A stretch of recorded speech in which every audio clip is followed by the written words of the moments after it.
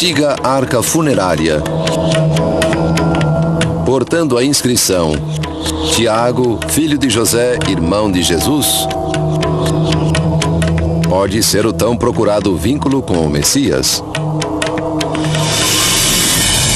If it is authentic, it's certainly the find of the millennium, not just the century. But this worries me considerably. Pouco depois que o mundo soube a respeito do ossuário de Tiago, este mergulhou em mistério e controvérsia. Porque a parte da inscrição parece escrita por outra mão? Como o dono do ossuário obteve este artefato? E o que fez o ossuário rachar quando transportado ao museu? I believe it's a modern day fraud, but I couldn't rule out unequivocally that it's not a modern forgery. Cientistas e estudiosos estão conduzindo testes especializados no ossuário. E teólogos estão discutindo se Jesus sequer teve um irmão, tudo para determinar se essa arca conteve de fato os ossos de Tiago, o irmão de Jesus. Tiago, o irmão de Jesus? Hello, I'm Father Candice. For the next hour, we will follow an investigation, a fascinating inquiry into the authenticity and impact of what could be one of the most important biblical finds to date, the James Ossuary.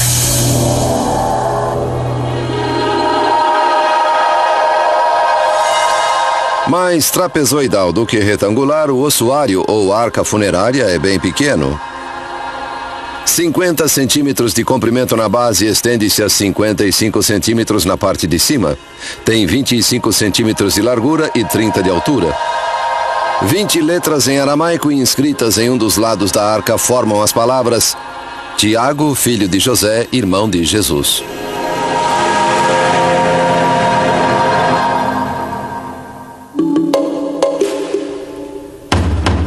Desde que o ossuário tornou-se público em outubro de 2002, especialistas têm estudado o que talvez seja um artefato antigo extraordinário.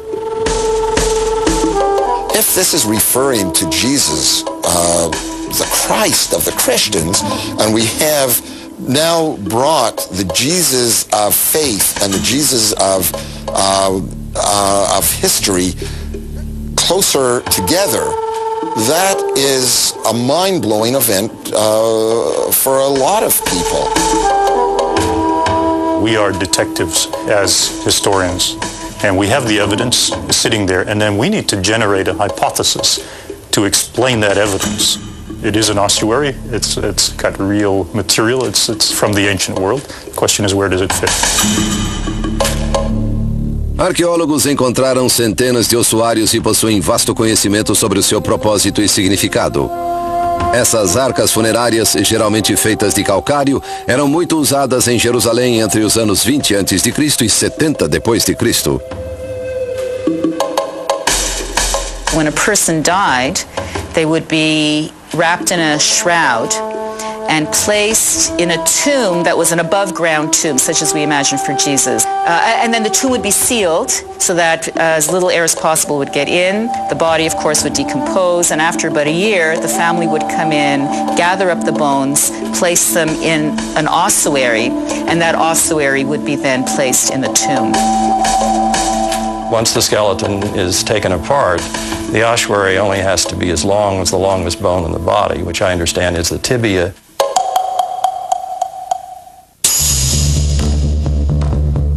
Uma das coisas mais importantes a ser estudada em ossuários é a inscrição.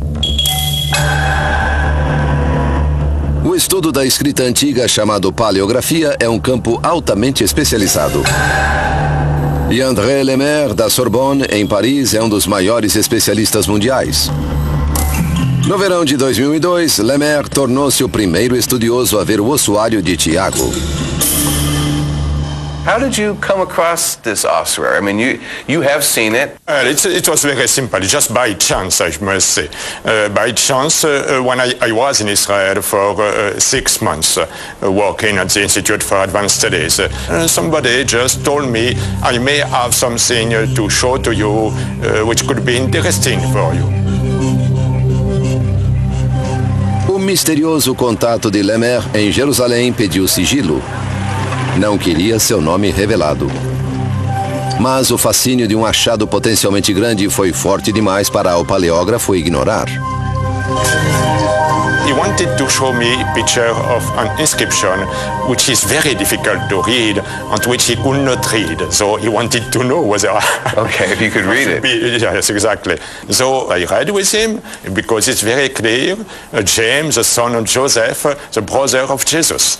I told him, well, this could be, I was very cautious, this could be the famous James, and if it is James, then it could be Jesus of Nazareth. The ossuary presumably dates to an era long before people had last names. If they had, the process of authenticating it would be far easier. But since we're left to speculate, Lemaire's next step was to study the names on the ossuary: James, Joseph, and Jesus. There are three of the most common Jewish names for men in the first century. Yaakov, which is our James, Yosef, which is our Joseph, and Yeshua, which is Jesus, were all extremely common men's names. And so none of those by itself would attract attention. What has attracted attention, of course, is the particular combination here. There are a number of statistical arguments being presented now with varying degrees of probability assigned to them. One can do this sort of like a slot machine, a one-armed bandit. You know, what are the chances of these three rolling up together in the same series, in one series? Segundo estudos em inscrições de ossuários do primeiro século, naquela época cerca de 14% de todos os homens judeus chamavam-se José. Cerca de 9% chamavam-se Jesus e 2% chamavam-se Tiago ou Jacó. Cálculos estatísticos indicam que menos de 3 em 2.000 pessoas poderiam chamar-se Tiago, filho de José. Acrescentar um irmão chamado Jesus reduz as possibilidades a cerca de uma pessoa para cada 2.000. Usando uma estimativa populacional de 40.000 homens na Jerusalém do século I, Lemaire pôde limitar as possibilidades. I calculated maybe for this period, during this period, there were probably about 20 people who could be called James, son of Joseph, and who had a brother called Jesus. But what is very important is that on ossuaries, generally you don't mention the name of the brother. Why would you mention the brother, since it's usually not? Some say, well, it might be because the brother was somehow prominent. That might be the case. We don't know that it was, because we don't have other examples of that, but that's reasonable to assume. Depois de completar sua análise dos nomes, Lemaire reencontrou o recluso proprietário da arca. My conviction was that it was a genuine. That was very clear for me. So I told him now it could be very important. So is it possible to publish? We have to publish it. Lemaire contatou em seguida um colega de profissão, Herschel Shanks, editor da Biblical Archaeology Review. Known by its acronym, BAR. So he called me back and he told me, look, Andre, I know that you are a good paleographer and so on, but, you know, it could be so important that it's necessary to have the ossuary checked in a laboratory. So the ossuary was tested by the Geological Survey of Israel, and the test confirmed that the box was first century and from Jerusalem. And with that information, plus Lemaire's expertise on the inscription, a report was published. And the response to that report was immediate. Serious questions about the authenticity of the object have arisen since its initial publication in the BAR, several of which I shall mention today. I think there was a bit of a rush to judgment, if I may call it that, and I think it was a little too quick and a little too much at stake here. Em novembro de 2002, o ossuário foi enviado para Toronto, no Canadá, onde vários arqueólogos e pesquisadores bíblicos estavam reunidos para sua convenção anual. The timing of the discovery of the ossuary was completely fortuitous for the organizers of the conference, and the quick work that they did in bringing the ossuary to the Royal Ontario Museum so that conference goers could take a look. That was quite fortuitous. Além de ver o ossuário pela primeira vez, os participantes da convenção também puderam conhecer seu misterioso proprietário. O sigiloso contato de Lemaire em Jerusalém era um engenheiro chamado Oded Golan. For several weeks I've tried to remain anonymous, as most of you have probably heard, but unfortunately I couldn't do it. Forçado a se expor pelo intenso assédio da mídia e sob o olhar desconfiado dos especialistas em antiguidades de Israel, Golan finalmente contou sua história. Havia comprado o ossuário no mercado negro, mas as origens dele eram nebulosas. I purchased the ossuary about 25 years ago in East Jerusalem. At that time I was told that it was found in the valley of Silwan, in the Kidron Valley, which is southeast of the old city of Jerusalem. The reported place of discovery for this ossuary, namely Silwan, is a very typical kind of place. A number of burial tombs have been found there. The fact that we are missing the context for this find makes all the difference in the world. Archaeology is about accuracy. Archaeology is about authenticating the context of artifacts in time and place, three-dimensionally. Had we found it in context, we would have had the associated artifacts. We would have had the full skeletal remains to do DNA on, do carbon-14, chronological dating. All these things could have been resolved. The collector has some of the bone fragments, won't let us look at them. I don't quite understand that. They might be relevant for carbon-14. They certainly would be relevant for DNA. The fact that we don't know the archaeological context of the ossuary makes authenticating it that much more challenging. But if it's ever proven that the inscription on the ossuary refers to the Jesus of Nazareth, it would be an amazing find. When we return, we're going to learn more about the relationship of James and Jesus.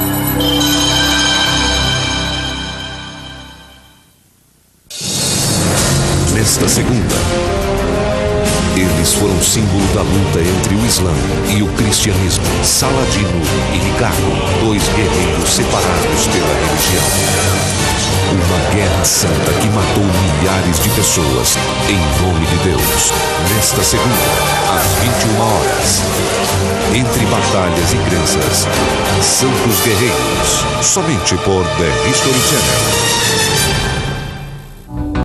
The James ossuary, with its inscription potentially referring to Jesus Christ, has prompted many questions. And one of the most fundamental is actually one that's been debated for centuries, whether Jesus even had siblings. But what do we know about this James, the so-called brother of Jesus? James is an enigmatic character in that the real historical information we have is very little. There's a reference to him along with some other people as being the brothers of Jesus. Não é ele o carpinteiro, o filho de Maria, irmão de Tiago, de José, de Judas e Simão? E suas irmãs não vivem aqui entre nós? And so it's not a surprise that there was a brother named James.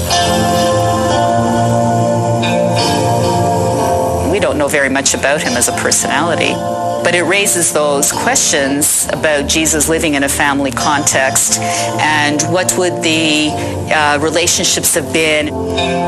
And I can imagine that for a sibling to have to acknowledge that maybe their brother was the Son of God would be a bit much in most families. Was it that way there? And I think the inscription, if it is authentic and does refer to James, the brother of Jesus, raises all of that.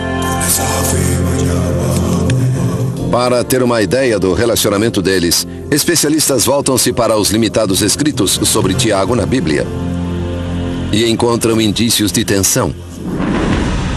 Pois nem seus irmãos acreditavam nele. The family of Jesus seems not to have been supportive in general of Jesus during his lifetime. E não queriam acreditar nele. Mas Jesus lhe disse: um profeta só é desprezado em sua terra e na sua própria casa. That may have been one of the reasons why Jesus said, a prophet gets no respect at home. Because Jesus didn't get any respect at home. A Bíblia também fala da recusa de Jesus em interromper seus ensinamentos para falar com sua família. Então alguém lhe disse: tua mãe e teus irmãos estão lá fora querendo falar contigo. Jesus, porém, perguntou a quem lhe deu o recado: quem é minha mãe e quem são meus irmãos? He turns aside and doesn't want to see them and doesn't want to relate to them. So from that, some people have suggested that perhaps during the course of Jesus' ministry, there was some tension between him and his blood family. Mas após a crucifixão e a ressurreição de Jesus, Tiago parece ter se tornado cristão. Cristo morreu por nossos pecados, segundo as Escrituras, foi sepultado e ressuscitou ao terceiro dia, segundo as Escrituras. Depois, apareceu a Tiago e a todos os apóstolos.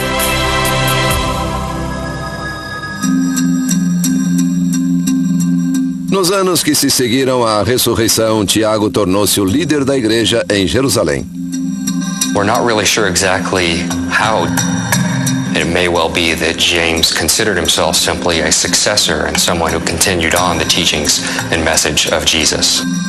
There was something like a Jesus dynasty that developed, that there was some effort to keep the leadership, at least of the Church of Jerusalem, in the family of Jesus. Because after all, the brother of Jesus, James the Just, was the first known ruler of that church. Em Gálatas, Paulo escreveu: reconhecendo a graça que me foi dada, Tiago, Cefas e João, que são considerados as colunas, deram as mãos a mim e a Barnabé em sinal de pleno acordo. Nós iríamos aos gentios e eles aos circuncidados. Notice the order: James, Cephas and John, and I think the order indicates precedence in terms of that leadership. Mas havia uma divisão a respeito do papel dos gentios na nova religião cristã. Well, I think it's very clear that there were indeed, as Galatians indicates, two streams of Christianity. One that took in Gentiles free from Jewish demands, free from circumcision, free from the purity and food laws. And there was a Jewish form of Christianity represented by James. Tiago teve um papel-chave nessa disputa. Permitiu que gentios praticassem o cristianismo sem se converterem ao judaísmo pela circuncisão. Foi um acordo significativo que permitiu o crescimento da igreja. There is that event which we call the Jerusalem Assembly or the Council of Jerusalem.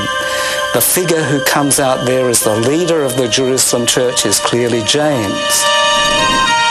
Depois que terminaram de falar, Tiago replicou: irmãos, escutai-me.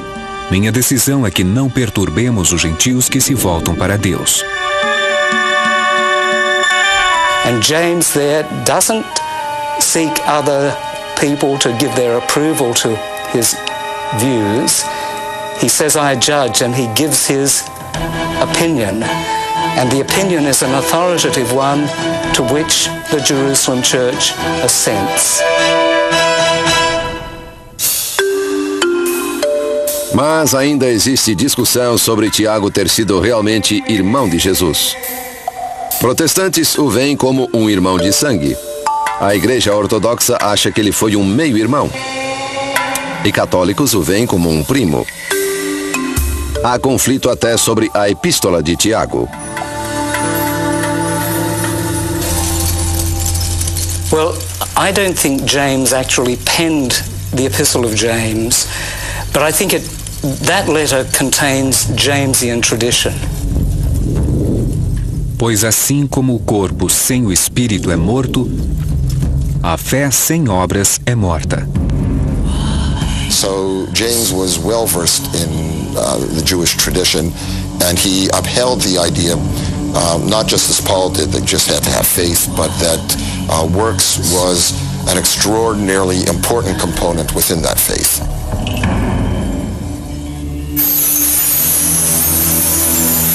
Referências a Tiago aparecem também fora do Novo Testamento.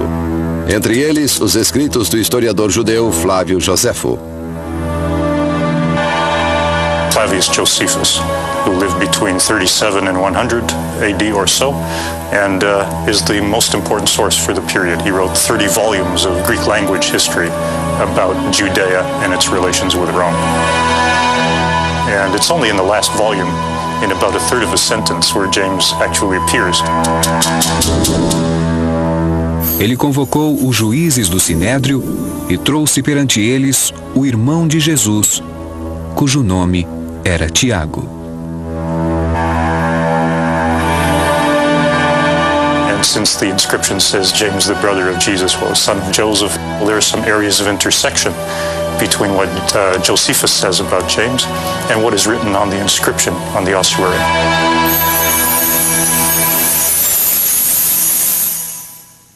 So James does not play a large role in the history that Josephus writes, but Josephus is very important for understanding the history of James because what he does write about is James's death. And it is this information that André Lemaire relies upon in dating the James ossuary. James' death, that's not a complicated problem. You have only to read Flavio Josephus.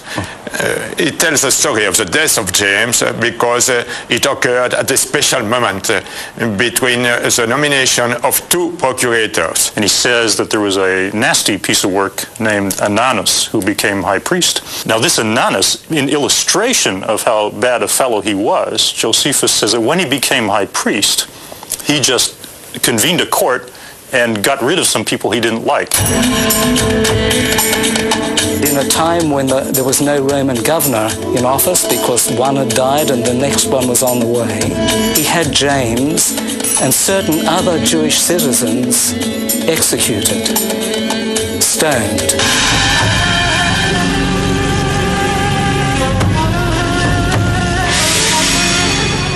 Como esse evento ocorreu durante o intervalo entre dois procuradores ou governadores romanos, Lemaire obteve uma data precisa.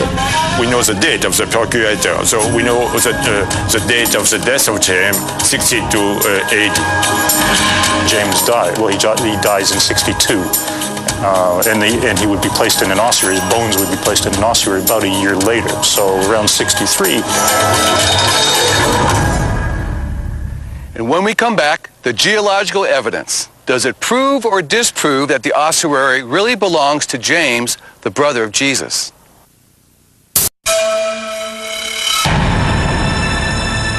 When scholars first discovered the ossuary with its intriguing inscriptions, they relied on early historical descriptions of James's death to ascertain that his remains would have been put into an ossuary in the year 63.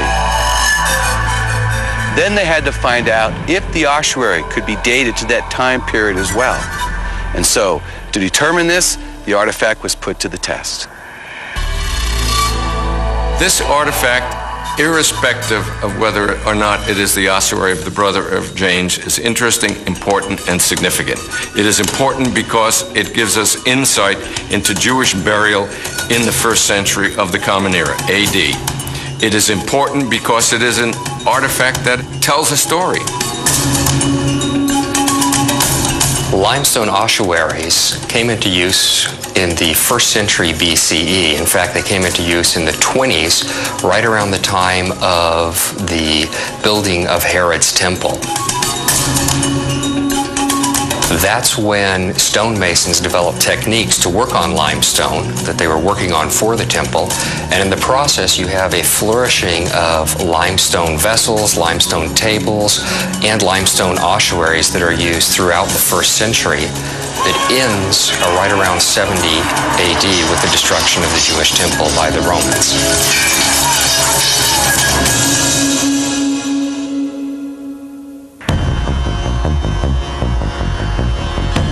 Para datar com exatidão o ossuário de Tiago, a arca foi estudada por cientistas do Observatório Geológico de Israel a pedido de Herschel Shanks e André Lemaire, as pessoas que trouxeram o ossuário à luz. Because of its importance and because of questions of authenticity and so on, the ossuary was tested by experts, highly qualified people in a laboratory. And the results were reassuring in the sense that they found the characteristics, the physical characteristics that we would expect with an ancient object.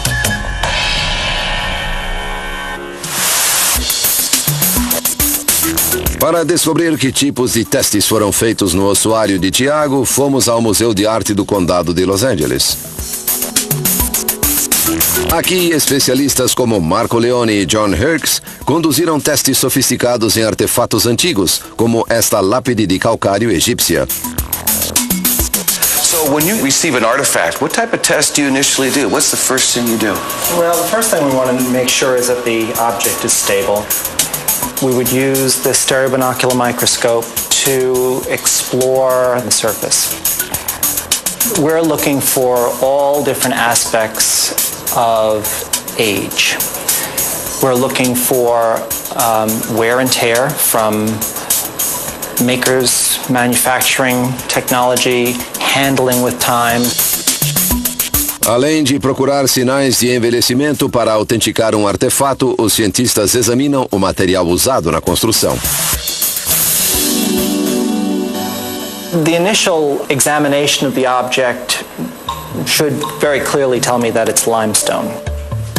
When I look at the object, it's a very fine-grained limestone that's clear both visually as well as under the microscope. But if we want to know what kind of limestone it is and more about where it might have come from geologically speaking, then I would turn to Marco and we would begin a dialogue of taking samples, and Marco would undertake various studies to determine elemental composition, maybe even using a scanning electron microscope to study various aspects of the limestone. We take small fragments that are then analyzed with microscopes that are more powerful, and they have possibilities of spectroscopic analysis.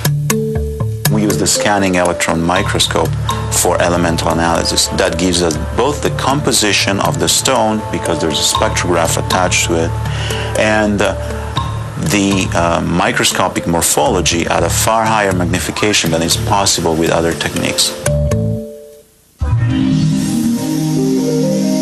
Com uma capacidade de ampliação de 3.000 a 20.000 vezes, o microscópio que escaneia elétrons pode revelar a composição exata de uma pedra e sua estrutura. We have, of course, a major signal for calcium. Limestone is composed of calcium carbonate. We have a certain amount of silicon and the presence of aluminum, magnesium, potassium, elements that are found in silica and clays that are commonly found in certain types of limestone. A composição química do calcário varia de acordo com sua procedência. Uma análise adequada pode situar a origem de um ossuário de calcário em uma época e localidade específicas. Taking the chemical analysis forward with trace analysis would probably allow a specialized laboratory to pinpoint the location of the quarry from which the limestone was extracted.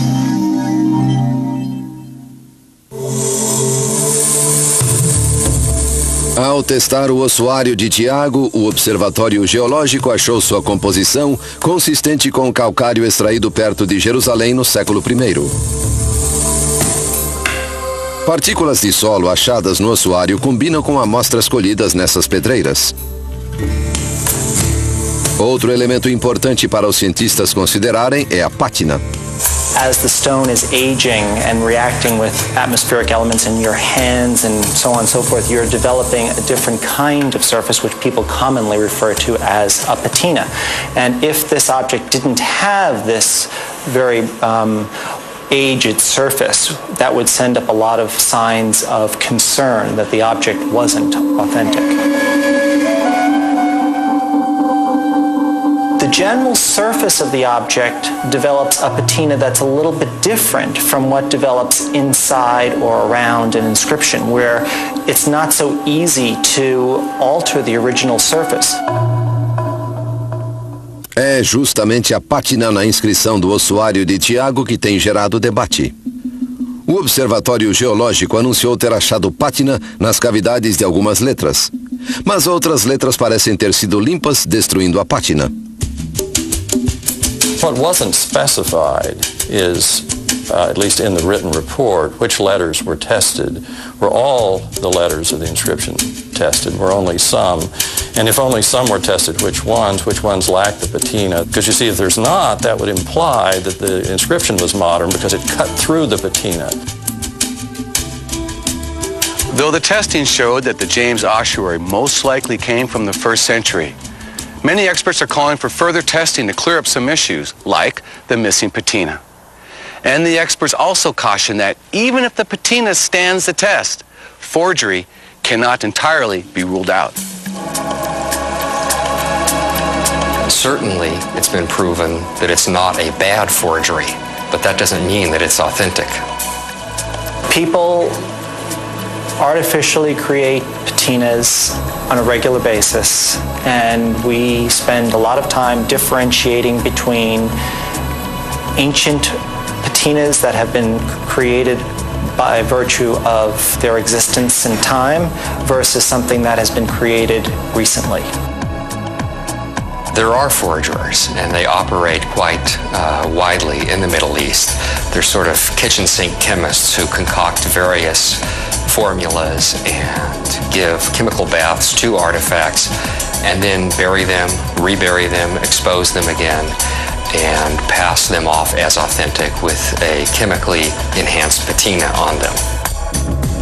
Com um crescente e lucrativo mercado de antiguidades alimentado por falsificadores e saqueadores, o estudo de artefatos antigos se torna cada vez mais complicado. The antiquities market is actually quite old. We already have forgeries from the Byzantine period when early Christians were fabricating evidence for Jesus or the biblical period or the Gospels. What pilgrims wanted was to take home something with a cross on it, something that would inspire them, something that may have been touched by Jesus. Very often looters grab what is more appealing to the market, and they will destroy small objects that indeed can tell us a lot, small pots, small fragments.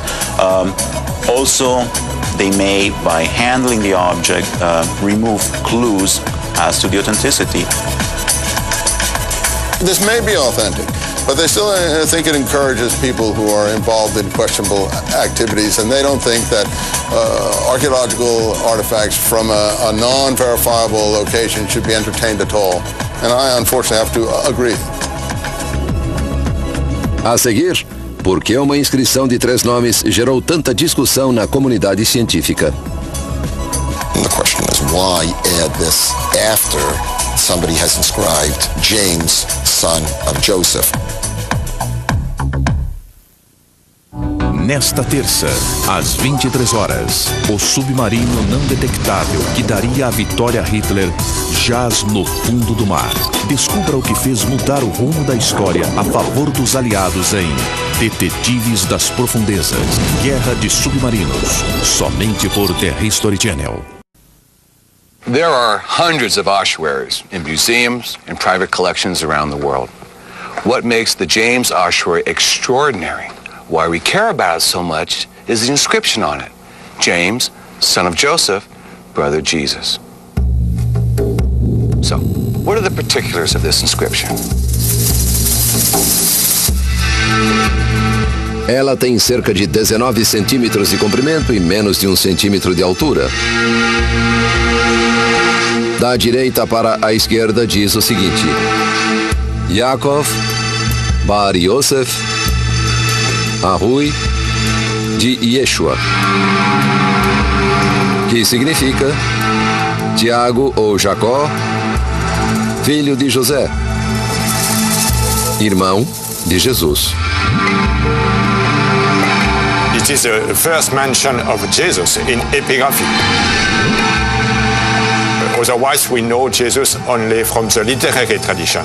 And it is not the same thing to know somebody from the literary tradition and to see at once an inscription with his name in the stone. You realize much more directly that they were living people.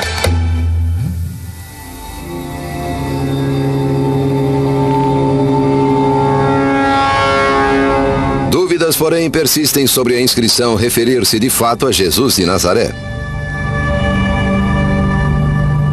Estudar essas 20 letras em aramaico pode fornecer a maior pista para a datação do ossuário. Mas é uma tarefa difícil e especializada. Handwriting looks different depending on the medium you're using. That is, if you consider the Dead Sea Scrolls, for example, people wrote those using a brush with ink on leather. And that kind of writing looks quite different from what you would produce if you're scratching letters into a stone object of some kind, which is what, of course, was done in this case.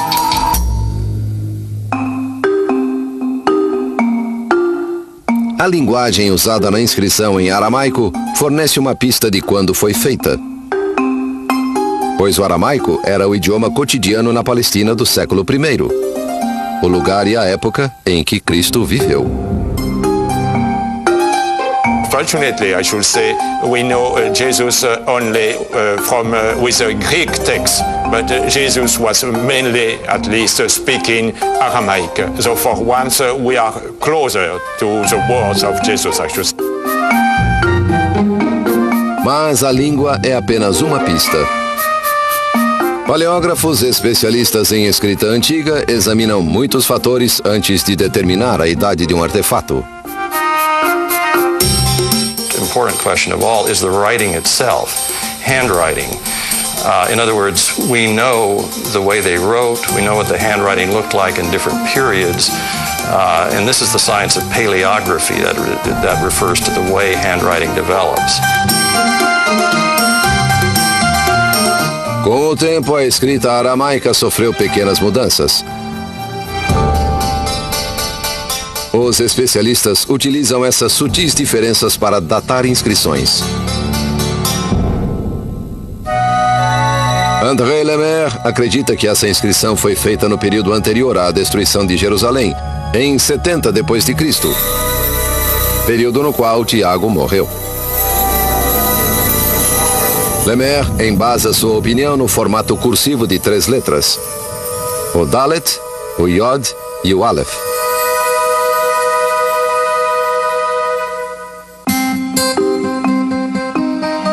There doesn't seem to be too much debate about the first part of the inscription, which says Yaakov bar Yosef. There is much more debate about the second half of the inscription and the crucial part that says the brother of Jesus. The right-hand part of the inscription, which is the beginning part, appears to be in one particular kind of hand. It's very crisp. The letters are very angular, square-like.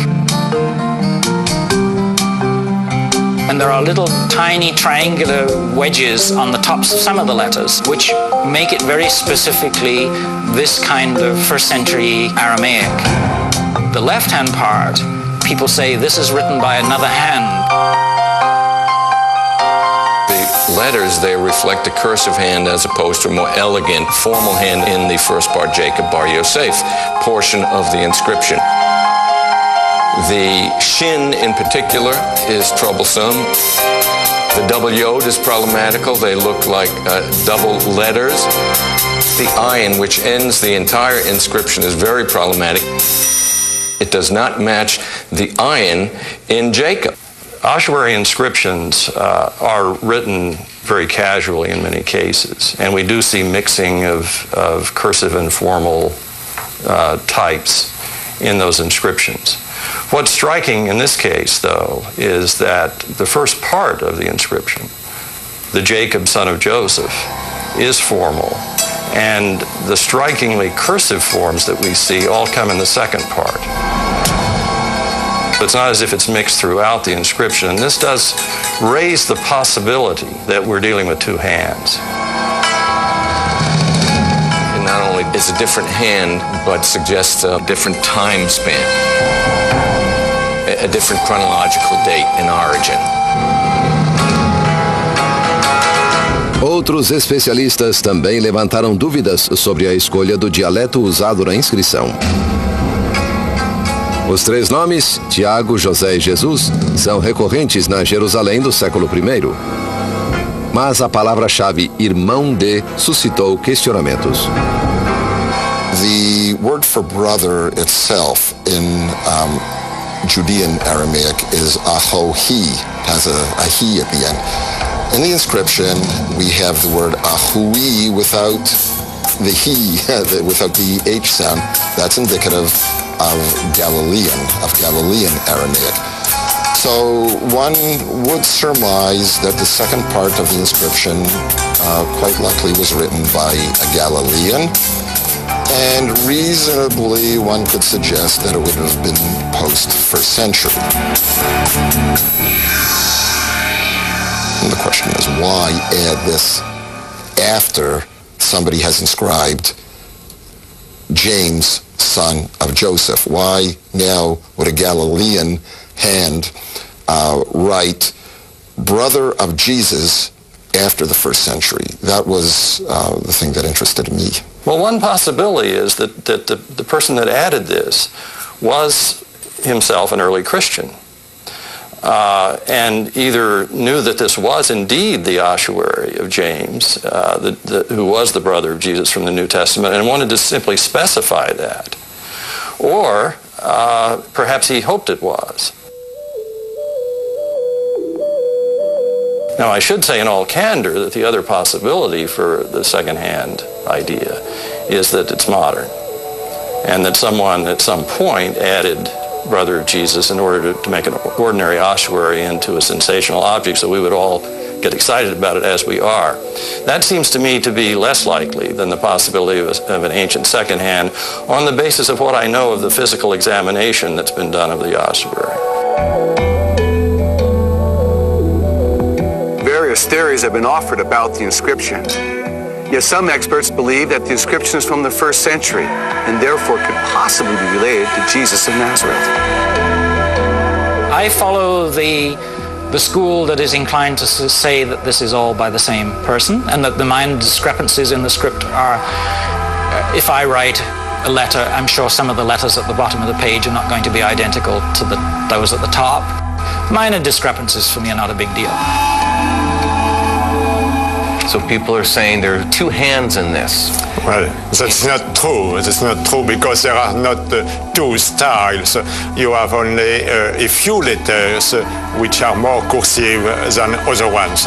Almost the same kind of difference between capital and minuscule. You have sometimes the presence of a few more cursive letters. That also is a phenomenon which is very well known on ossuaries, because the inscriptions on ossuary are not the same as the inscription on manuscripts. They are more or less a kind of a graffito. When you look very carefully at the inscription, it is very clear that it was done only with one hand. And so the debate continues. But ultimately, the differences between our experts may be very small. It's almost as if you have to choose who you want to believe, just like the matter of faith. Which raises even another issue. Is a physical artifact needed to prove the Bible? We'll put that question next to our experts when we come back.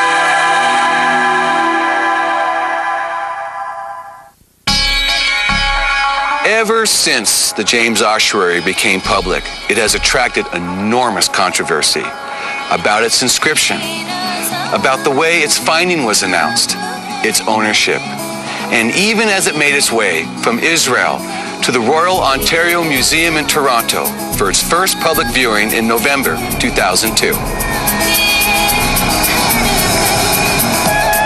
Finally, the box is on its way. And of course, then the extraordinary thing was that it got damaged in transit. Packed. And it received a blow in shipping the way you are horrified when you watch your suitcase go tumbling down the conveyor belt at the airport and crunch. The cracks were completely through the width of the wall of the vessel. Unfortunately, the cracks do penetrate the inscription, and in fact at an important point, so that we're going, for some of our analysis now, the inscription, we're going to have to rely on photographs that were taken before the damage was done. I understand from colleagues at the Israel Antiquities Authority that it was inappropriately packaged, and when it was transferred to Toronto for exhibit at the Royal Ontario Museum. And that is certainly one of the unfortunate byproducts of this coming from a private, looted collection, and not museum to museum, government to government. It was a tragic event, but it was a big relief that we hadn't been responsible for that.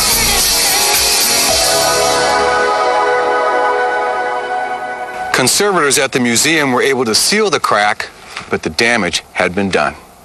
Since then, scholars and the public alike have been studying the ossuary and forming their own opinions. And it really all comes down to the names etched in stone: James, Joseph, and Jesus. Even just writing brother of on an ossuary is very rare. But then if somebody's going to bother to write brother and it really is Jesus, why wouldn't someone say Jesus the Christ? Lord Jesus. Some indication that this is the Jesus rather than another one of the thousands of Jesus running around. Even Josephus, where he wants to identify this James, has to say James, the brother of Jesus, the so-called Christ. Because he knew there were so many Jameses out there and so many Jesuses. I mean, this is something we probably in the modern age find it hard to get a grip on. It's as if the inscription said, Richard, son of Bill, brother of Bob. That's effectively the range of the inscription, I think. If you said that, brother of Bob, in an inscription, you would need to say, clarify why you're calling him the brother of Bob. Which Bob? But why this find is so potentially important is that we're not just talking about any old Tom, Dick, or Harry. James, Joseph, and certainly Jesus are pivotal characters in a religion that has lasted 2,000 years. Though religion is a matter of faith, the authentication of the ossuary is in the hands of science. How do the two factors, science and religion, coexist? What role do they play in James' ossuary and our understanding of it? I think religious faith is based on a number of things that are not influenced by the discovery of an object, the authentication of an object, the rejection of an object as inauthentic. I think those things are not the basis of faith. On the other hand, I think members of a faith community could justifiably become excited about the recovery of an object that brought them closer into a more intimate relationship with the member of the ancient faith community in which they stand. Well, it's still, in a sense, blind faith in the ossuary, but it is blind faith with an object to look at. You don't have James in front of you. You don't have Jesus to talk to here. But you have something that does come from the first century. Mas qual é a conclusão? A arca se refere a Jesus de Nazaré? It's highly probable that it's from the time of the person that we know as James the Just. Whether we can go that one step further and say that this is the ossuary of the James the Just, that is really a step of faith, and we'll never know the answer to that one. I think there's no way in which we can ever be absolutely sure. Since all three names are so common, we can never be absolutely certain. There is no such thing as absolute certainty in history or in archaeology. We can have a great deal of certitude about it, but we cannot have absolute certainty. What we know for certain is that an ancient stone burial box was discovered that reads, James, son of Joseph, brother of Jesus. Experts still differ on its authenticity, and we may never have complete unanimity on what it means. But if this ossuary did belong to the James, this physical piece of history would be the oldest written reference to the Christian Messiah.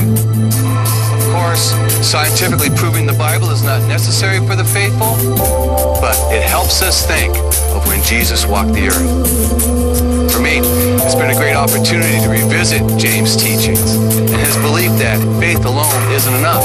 You have to back it up with good works. And that message of helping others and why to help others is timeless and awesome. For the History Channel, I'm Ken Deasy. Thanks for watching.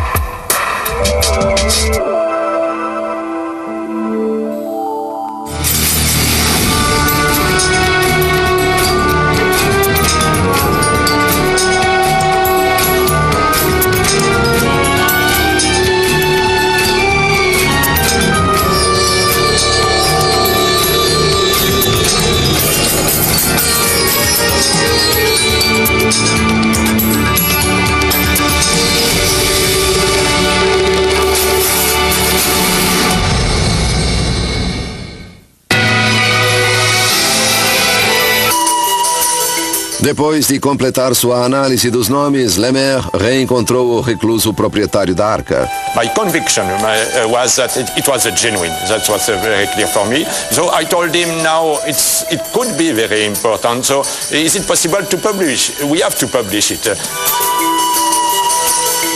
Lemaire contatou em seguida um colega de profissão, Herschel Shanks, editor da Biblical Archaeology Review. Known by its acronym, BAR. So he called me back and he told me, look, André, I know that you are a good paleographer and so on, but, you know, it could be so important that it's necessary to have the ossuary checked in a laboratory. So the ossuary was tested by the Geological Survey of Israel. And the test confirmed that the box was 1st century and from Jerusalem. And with that information, plus Lemaire's expertise on the inscription, a report was published. And the response to that report was immediate.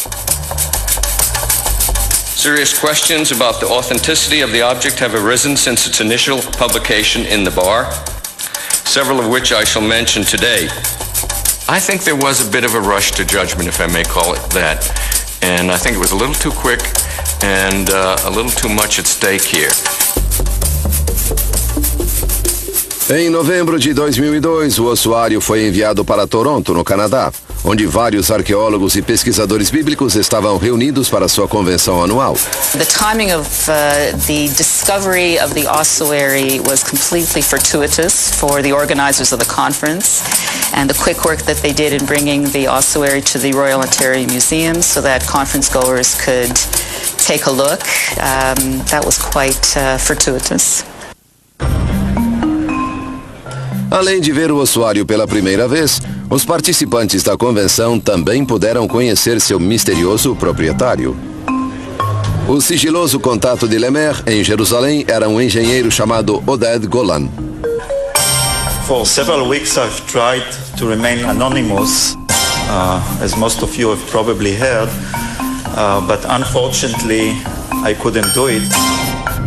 Forçado a se expor pelo intenso assédio da mídia e sob o olhar desconfiado dos especialistas em antiguidades de Israel, Golan finalmente contou sua história. Havia comprado o ossuário no mercado negro, mas as origens dele eram nebulosas. I purchased the ossuary about 25 years ago in East Jerusalem. At that time I was told that it was found in the valley of Silwan, in the Kidron Valley, which is south. Que são considerados as colunas, deram as mãos a mim e a Barnabé em sinal de pleno acordo. Nós iríamos aos gentios e eles aos circuncidados. Notice the order: James, Cephas and John. And I think the order indicates precedence in terms of that leadership. Mas havia uma divisão a respeito do papel dos gentios na nova religião cristã. Well, I think it's very clear that there were indeed, as Galatians indicates, two streams of Christianity. One that took in Gentiles free from Jewish demands, free from circumcision, free from the purity and food laws. And there was a Jewish form of Christianity represented by James. Tiago teve um papel-chave nessa disputa. Permitiu que gentios praticassem o cristianismo sem se converterem ao judaísmo pela circuncisão. Foi um acordo significativo que permitiu o crescimento da igreja. There is that event which we call the Jerusalem Assembly or the Council of Jerusalem. The figure who comes out there as the leader of the Jerusalem church is clearly James. Depois que terminaram de falar, Tiago replicou: Irmãos, escutai-me. Minha decisão é que não perturbemos os gentios que se voltam para Deus. And James there doesn't seek other people to give their approval to his views. He says, I judge, and he gives his opinion. And the opinion is an authoritative one to which the Jerusalem church assents. Mas ainda existe discussão sobre Tiago ter sido realmente irmão de Jesus. Protestantes o veem como um irmão de sangue. A Igreja Ortodoxa acha que ele foi um meio-irmão. E católicos o veem como um primo. Há conflito até sobre a Epístola de Tiago. Well, I don't think James actually penned the Epistle of James, but I think that letter contains Jamesian tradition. Pois assim como o corpo sem o espírito é morto, a fé sem obras é morta. So James was well versed in the Jewish tradition, and he upheld the idea, not just as Paul did, that just had to have faith, but that works was an extraordinarily important component within that faith. Do papel dos gentios na nova religião cristã. Well, I think it's very clear that there were indeed, as Galatians indicates, two streams of Christianity. One that took in Gentiles free from Jewish demands, free from circumcision, free from the purity and food laws. And there was a Jewish form of Christianity represented by James. Tiago teve um papel-chave nessa disputa. Permitiu que gentios praticassem o cristianismo sem se converterem ao judaísmo pela circuncisão. Foi um acordo significativo que permitiu o crescimento da igreja. There is that event which we call the Jerusalem Assembly or the Council of Jerusalem. The figure who comes out there as the leader of the Jerusalem church is clearly James. Depois que terminaram de falar, Tiago replicou: Irmãos, escutai-me. Minha decisão é que não perturbemos os gentios que se voltam para Deus. And James there doesn't seek other people to give their approval to his views. He says, I judge, and he gives his opinion. And the opinion is an authoritative one to which the Jerusalem church assents. Mas ainda existe discussão sobre Tiago ter sido realmente irmão de Jesus. Protestantes o veem como um irmão de sangue. A Igreja Ortodoxa acha que ele foi um meio-irmão. E católicos o veem como um primo. Há conflito até sobre a Epístola de Tiago. Well, I don't think James actually penned the Epistle of James, but I think that letter contains Jamesian tradition. Pois assim como o corpo sem o espírito é morto, a fé sem obras é morta. So James was well versed in the Jewish tradition, and he upheld the idea, not just as Paul did, that you just had to have faith, but that works was an extraordinarily important component within that faith.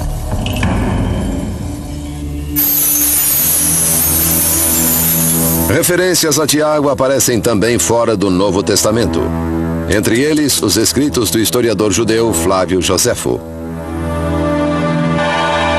Flavius Josephus, who lived between 37 and 100 AD or so, and is the most important source for the period. He wrote 30 volumes of Greek language history about... José e Jesus são recorrentes na Jerusalém do século I. Mas a palavra-chave irmão de suscitou questionamentos. The word for brother itself in Judean Aramaic is ahohi, has a he at the end. In the inscription, we have the word ahui without the he, without the H sound. That's indicative of Galilean Aramaic.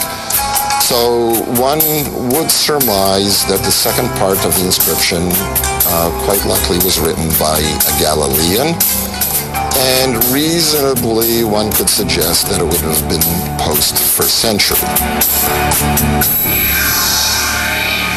And the question is, why add this after somebody has inscribed James, son of Joseph? Why now would a Galilean hand write brother of Jesus after the 1st century? That was the thing that interested me. Well, one possibility is that the person that added this was himself an early Christian, and either knew that this was indeed the ossuary of James, who was the brother of Jesus from the New Testament, and wanted to simply specify that, or perhaps he hoped it was. Now, I should say in all candor that the other possibility for the second-hand idea is that it's modern, and that someone at some point added brother of Jesus in order to make an ordinary ossuary into a sensational object so we would all get excited about it as we are.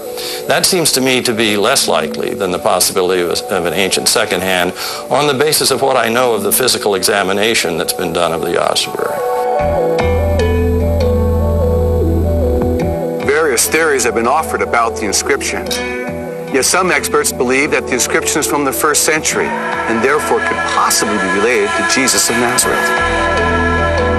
I follow the school that is inclined to say that this is all by the same person, and that the minor discrepancies in the script are, if I write a letter, I'm sure some of the letters at the bottom of the page are not going to be identical to those at the top. Minor discrepancies for me are not a big deal. So people are saying there are two hands in this. Well, that's not true. That's not true because there are not two styles. You have only a few letters which are more cursive than other ones. Almost the same kind of difference between capital and minuscule. If you have sometimes the presence of a few more cursive letters, that also got damaged in transit. Packed, and it received a blow in shipping the way you are horrified when you watch your suitcase go tumbling down the conveyor belt at the airport and crunch. The cracks were completely through the width of the wall of the vessel. Unfortunately, the cracks do penetrate the inscription, and in fact at an important point, so that we're going, for some of our analysis now, the inscription, we're going to have to rely on photographs that were taken before the damage was done. I understand from colleagues at the Israel Antiquities Authority that it was inappropriately packaged, and when it was transferred to Toronto for exhibit at the Royal Ontario Museum. And That is certainly one of the unfortunate byproducts of this coming from a private, looted collection and not museum to museum, government to government. It was a tragic event, but it was a big relief that we hadn't been responsible for that.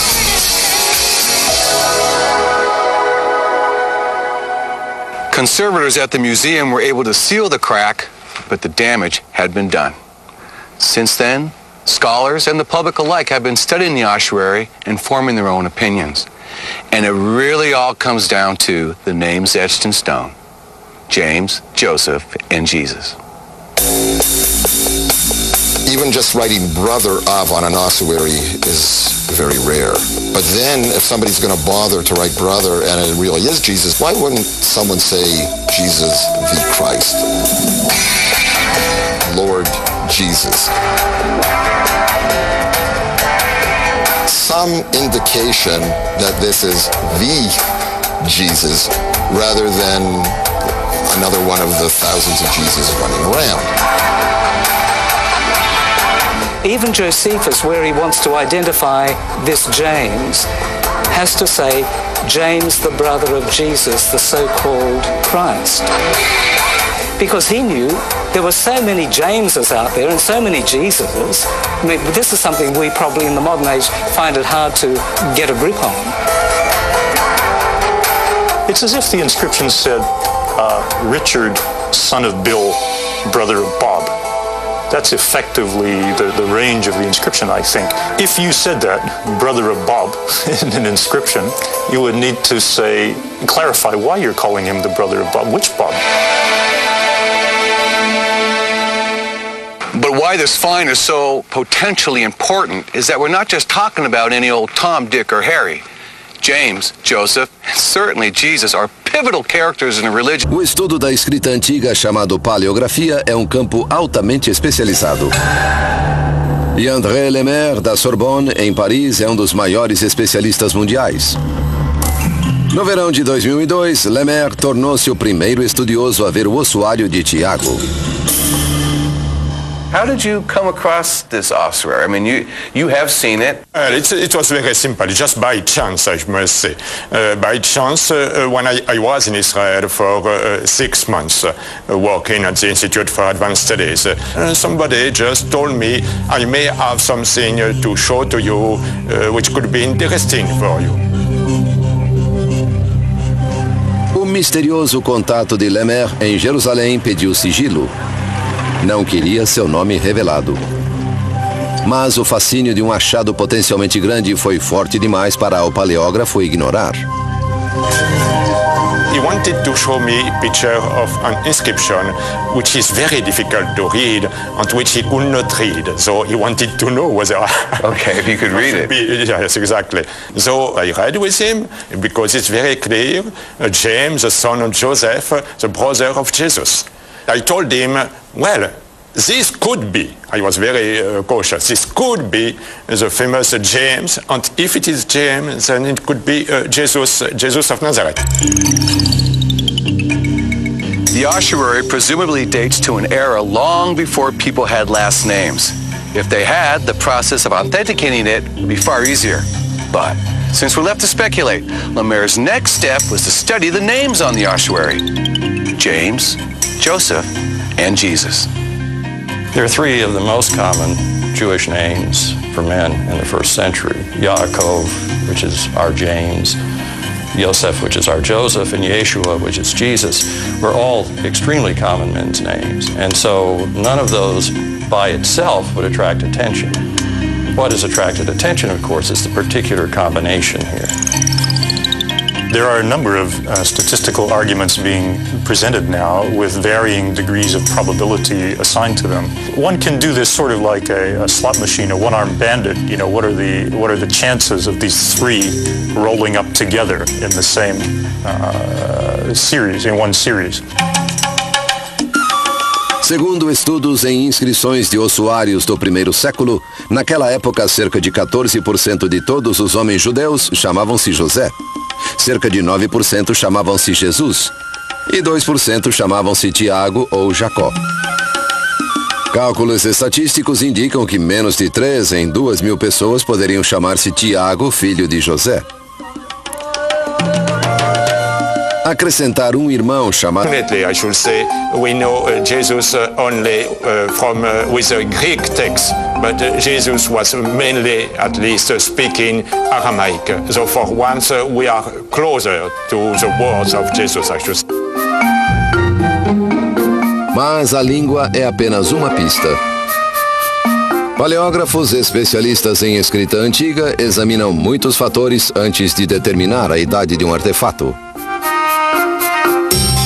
The important question of all is the writing itself, handwriting. In other words, we know the way they wrote, we know what the handwriting looked like in different periods, and this is the science of paleography that refers to the way handwriting develops. Com o tempo, a escrita aramaica sofreu pequenas mudanças. Os especialistas utilizam essas sutis diferenças para datar inscrições. André Lemaire acredita que essa inscrição foi feita no período anterior à destruição de Jerusalém, em 70 d.C., período no qual Tiago morreu. Lemaire embasa sua opinião no formato cursivo de 3 letras: o Dalet, o Yod e o Aleph.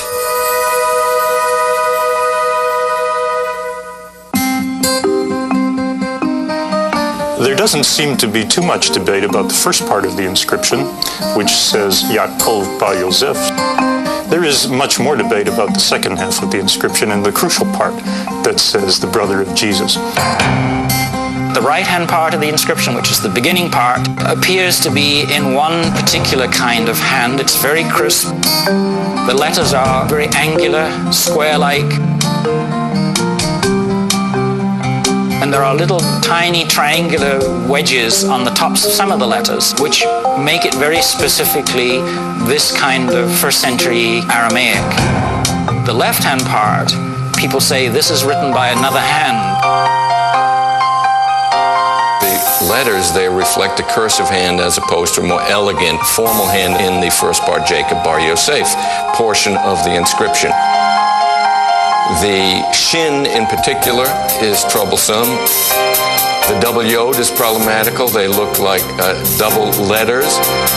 The ayin, which ends the entire inscription, is very problematic. It does not match the ayin in Jacob. Ossuary inscriptions are written very casually in many cases, and we do see mixing of cursive and formal types in those inscriptions. What's striking in this case, though, is that continued on the teachings and message of Jesus. There was something like a Jesus dynasty that developed, that there was some effort to keep the leadership, at least of the Church of Jerusalem, in the family of Jesus. Because after all, the brother of Jesus, James the Just, was the first known ruler of that church. Em Gálatas, Paulo escreveu: reconhecendo a graça que me foi dada, Tiago, Cefas e João, que são considerados as colunas, deram as mãos a mim e a Barnabé em sinal de pleno acordo. Nós iríamos aos gentios e eles aos circuncidados. Notice the order: James, Cephas and John, and I think the order indicates precedence in terms of that leadership. Mas havia uma divisão a respeito do papel dos gentios na nova religião cristã.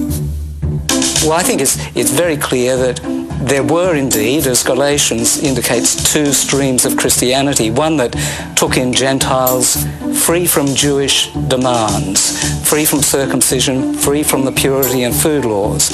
And there was a Jewish form of Christianity represented by James. Tiago teve um papel-chave nessa disputa. Permitiu que gentios praticassem o cristianismo sem se converterem ao judaísmo pela circuncisão. Foi um acordo significativo que permitiu o crescimento da igreja. There is that event which we call the Jerusalem Assembly or the Council of Jerusalem. The figure who comes out there as the leader of the Jerusalem church is clearly James. Depois que terminaram de falar, Tiago replicou: Irmãos, escutai-me. Minha decisão é que não perturbemos os gentios que se voltam para Deus. And James there doesn't seek other people to give their approval to his views. He says, I judge, and he gives his opinion. And the opinion is an authoritative one to which the Jerusalem church assents.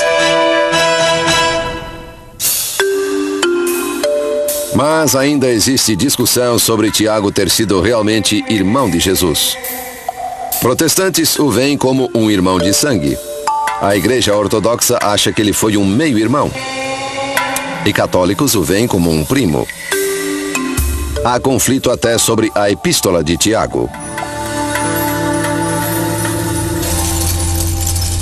Well, I don't think James actually penned the Epistle of James, but I think that letter contained... Now, would a Galilean hand write, brother of Jesus, after the first century? That was the thing that interested me.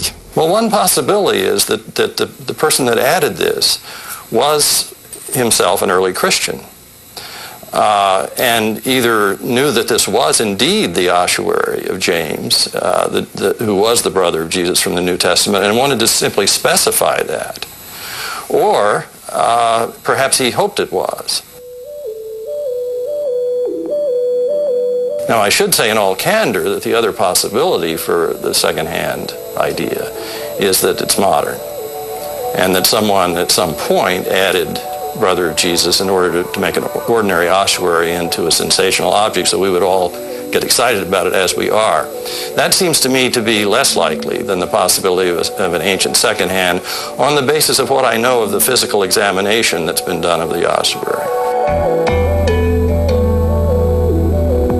Various theories have been offered about the inscription. Yet some experts believe that the inscription is from the 1st century and therefore could possibly be related to Jesus of Nazareth. I follow the school that is inclined to say that this is all by the same person, and that the minor discrepancies in the script are, if I write a letter, I'm sure some of the letters at the bottom of the page are not going to be identical to those at the top. Minor discrepancies for me are not a big deal. So people are saying there are two hands in this. Well, that's not true. That's not true because there are not two styles. You have only a few letters which are more cursive than other ones. Almost the same kind of difference between capital and minuscule. You have sometimes the presence of a few more cursive letters. That also is a phenomenon which is very well known on ossuaries because the inscriptions on ossuary are not the same as the inscription on manuscripts. They are more or less a kind of a graffito. When you look very carefully at the inscription, it is very clear that it was done only with one hand. And so the debate continues. But ultimately, the differences between our experts may be very small. It's almost as if you have to choose who you want to believe, just like the matter of faith. Which raises even another issue. Is a physical artifact needed to prove the Bible? We'll put that question next to our experts when we come back.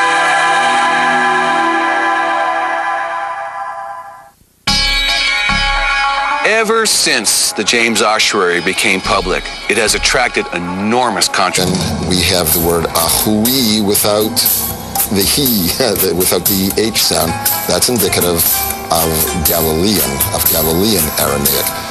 So one would surmise that the second part of the inscription quite likely was written by a Galilean. And reasonably, one could suggest that it would have been post-1st century.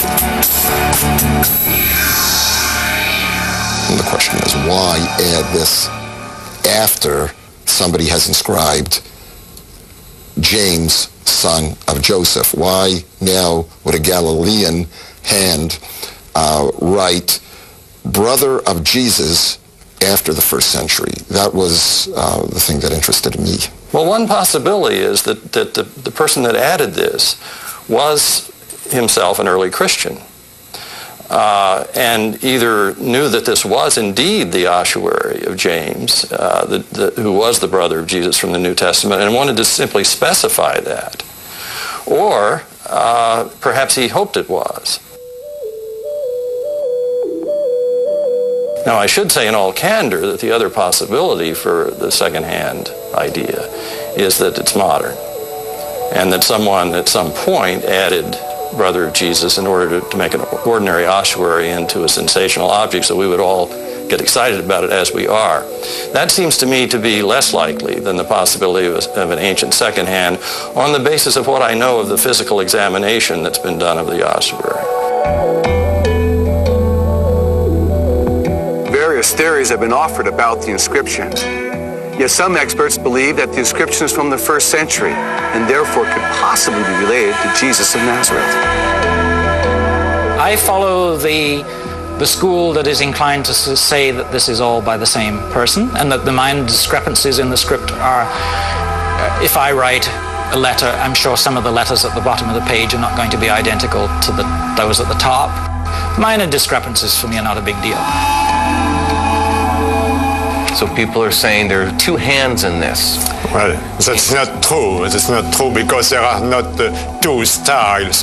You have only a few letters which are more cursive than other ones. Almost the same kind of difference between capital and minuscule. You have sometimes the presence of a few more cursive letters. That also is a phenomenon which is very well known on ossuaries because the inscriptions on ossuary are not the same as the inscription on manuscripts. They are more or less a kind of a graffito. When you look very carefully at the inscription, it is very clear that it was done only with one hand. The Jerusalem Church assents.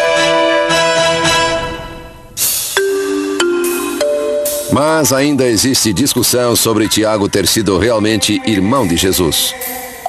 Protestantes o veem como um irmão de sangue. A Igreja Ortodoxa acha que ele foi um meio-irmão. E católicos o veem como um primo.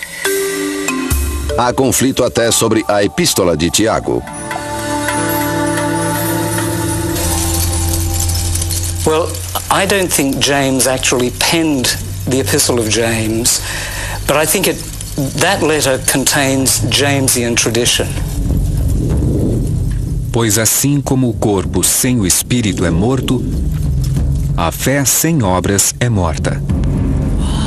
So James was well versed in the Jewish tradition, and he upheld the idea, not just as Paul did, that just had to have faith, but that works was an extraordinarily important component within that faith.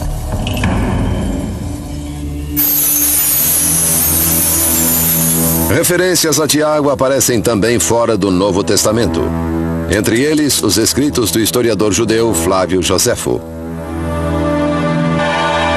Flavius Josephus, who lived between 37 and 100 AD or so, and is the most important source for the period. He wrote 30 volumes of Greek language history about Judea and its relations with Rome. And it's only in the last volume, in about a third of a sentence, where James actually appears. Ele convocou os juízes do Sinédrio e trouxe perante eles o irmão de Jesus, cujo nome era Tiago. And since the inscription says James, the brother of Jesus, was son of Joseph, there are some areas of intersection between what Josephus says about James and what is written on the inscription on the ossuary.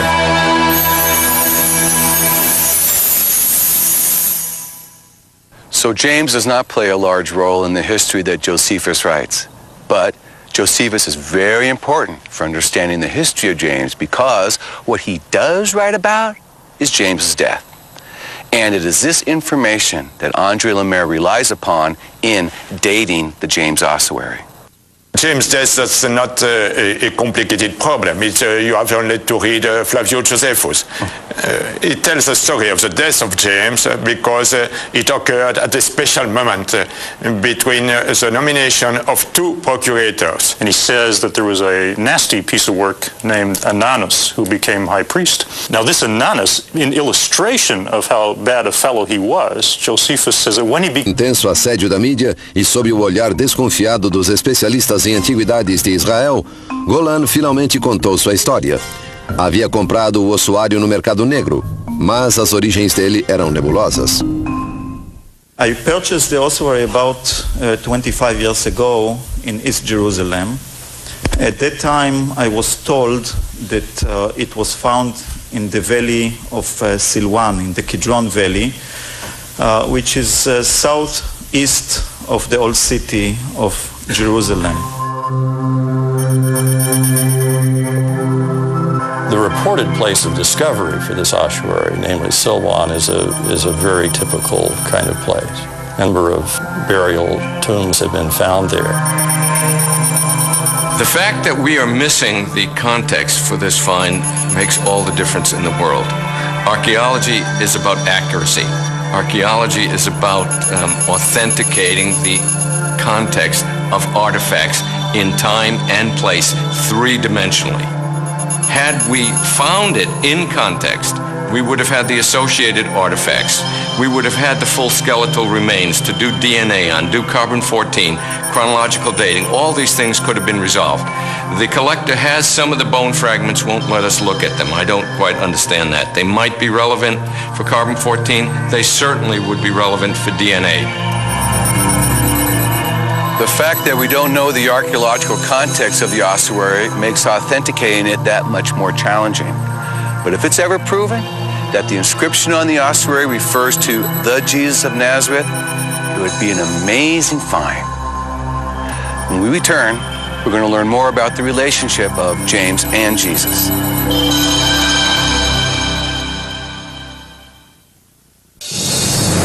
Nesta segunda, eles foram símbolo da luta entre o Islã e o cristianismo. Saladino e Ricardo, dois guerreiros separados pela religião.